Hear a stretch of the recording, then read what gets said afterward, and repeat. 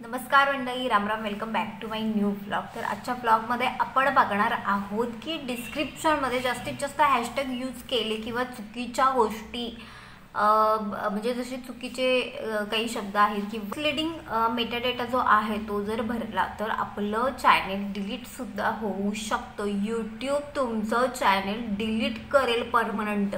इतकी मेहनत तुम्ही घेतला एक चॅनल बनवण्यासाठी, ते ग्रो करण्यासाठी, मॉनिटाईज करण्यासाठी, आणि ते एका झटक्यात जर डिलीट झालं तर विचार करा त्याच्या इतका आयुष्यातली वाईट गोष्ट कोणतीही नसेल.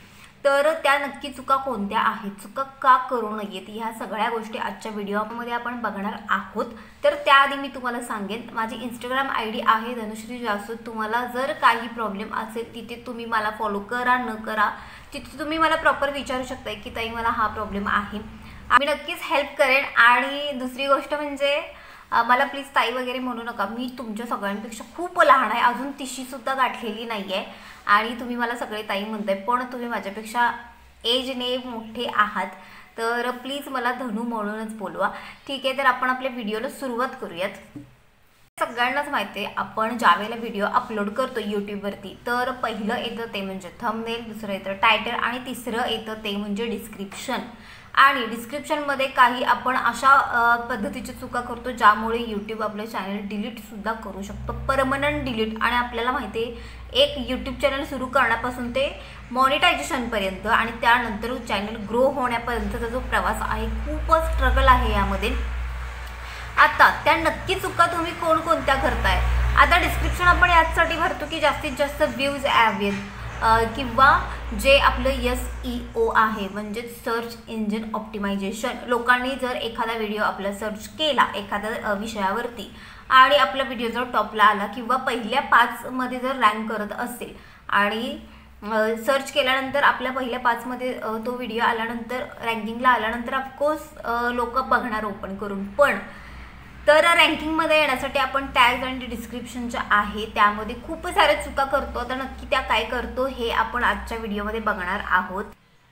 तर तुम्हाला कदाचित माहिती नसेल, पण पूर्ण जगामध्ये गुगल एकमेव असं सर्च इंजिन आहे जिथे खूप सगळ्या टॉपिकवरती सर्चिंग केलं जातं, आणि 2 नंबरला येतं ते म्हणजे आपण यूज करतो ते आहे यूट्यूब. तर सर्च केल्यानंतर ज्यावेळेला आपला व्हिडिओ येतो त्यावेळेला ऑडियन्स तिथे क्लिक करते आणि त्या थ्रू आपल्याला जो व्ह्यू आहे तो मिळतो. पण ज्यावेळेला डिस्क्रिप्शन भरतो तर खूप सारे टॅग्स एकत्र लिहितो, म्हणजे खूप सारे अनलिमिटेड चॅनलची माहिती आहे, ट्रायपॉडची माहिती आहे, हॅशटॅग जे आहेत ते भरपूर लावतो. तर तुम्हाला कदाचित माहिती आहे की नाही मला माहिती नाही, पण डिस्क्रिप्शनमध्ये फक्त मोजून 15 टॅग्स लावायचे असतात, हॅशटॅग लावायचे असतात. त्याच्यावर आपण एक्स्ट्रा टॅग जर लावले तर यूट्यूबलाही काही कळत नाही आणि मिसलिडिंग मेटाडेटा येतो, किंवा असं वाटतं यूट्यूबला की इथे तर डिस्क्रिप्शनमध्ये यांचा मिसलिडिंग मेटाडेटा आहे आणि यांच्या व्हिडिओमध्ये फार काही इंटरेस्टिंग नाही आहे, आणि तो व्हिडिओ जास्तीत जास्त लोकांपर्यंत यूट्यूब आपलं पोहोचवतही नाही आणि आपलं रीचसुद्धा खराब होतो. तर ही आहे पहिली चूक जी आपण करतो की म्हणून जास्त टॅग्स लावणे डिस्क्रिप्शनमध्ये. तर ते चुकीचं आहे. 15च्या वर टॅग्स लावू नका, मोजून 15 लावला, मॅक्सिमम 3 जरी लावला तरीही चालतं, काहीच प्रॉब्लेम नाही. यूट्यूबला समजतं की बाबा हां ठीक आहे, या संदर्भात यांचा व्हिडिओ आहे आणि त्याच ऑडियन्सपर्यंत आपला व्हिडिओ पाठवला जातो.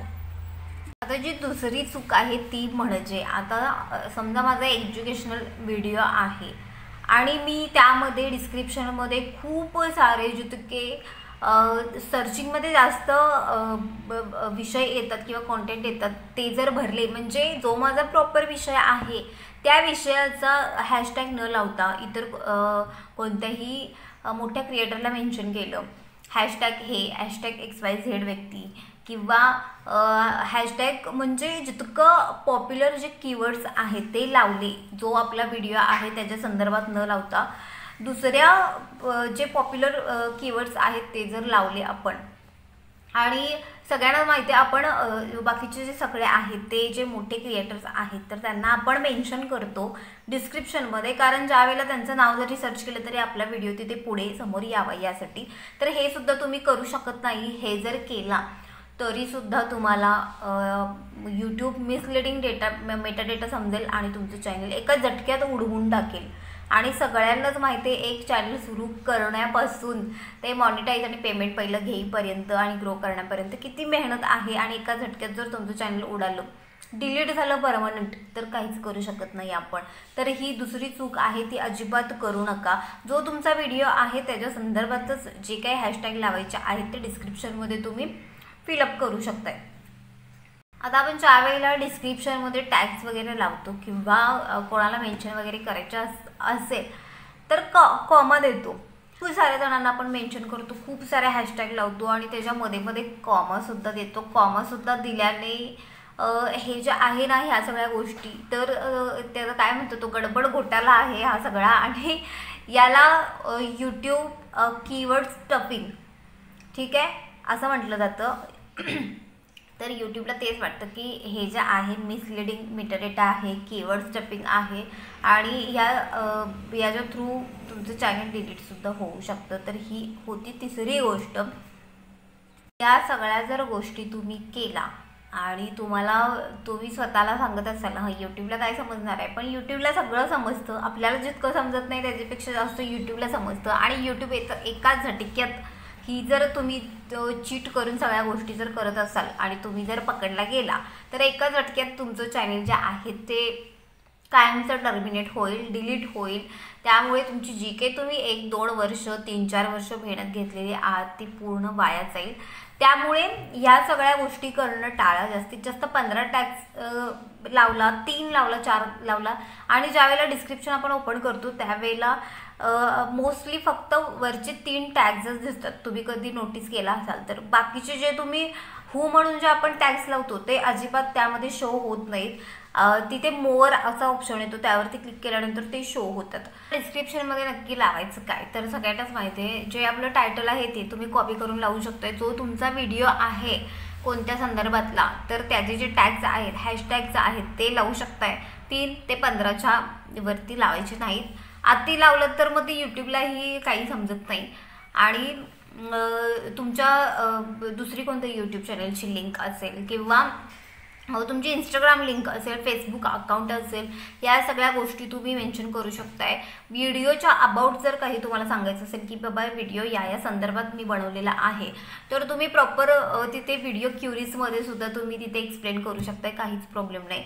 पण अति डिस्क्रिप्शन भरल्यानंतर आपला जो व्हिडिओ आहे तो सर्चिंगमध्ये येईल आणि म्हणजे व्हायरल जाईल वगैरे, ही तर अपेक्षा ठेवूच नका। आणि पहिली महत्त्वाची गोष्ट म्हणजे तुम्ही कितीही SEO जो आहे सर्च इंजिन ऑप्टिमायझेशन किंवा टॅग्स असतील, हॅशटॅग्स असेल, डिस्क्रिप्शन भरणं असेल, ह्या सगळ्या गोष्टी केला तर कधी कोणता व्हिडिओ व्हायरल जाईल हे आपल्यालाही माहिती नाही।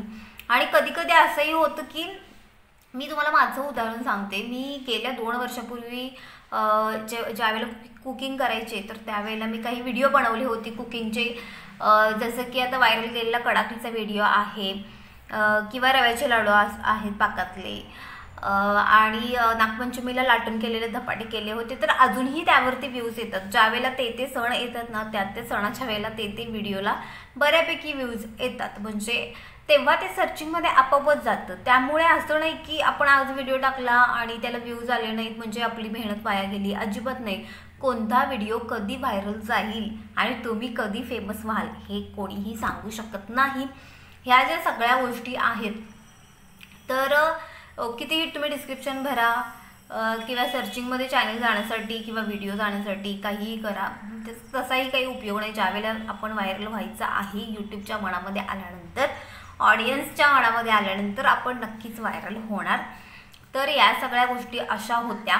त्यातून थोडं जरी तुमच्यापर्यंत काही नॉलेजेबल पोहोचलं असेल तरच चॅनलला लाईक, शेअर आणि सबस्क्राईब करा। भेटूया नेक्स्ट व्हिडिओमध्ये, तोपर्यंत tata bye bye, take care.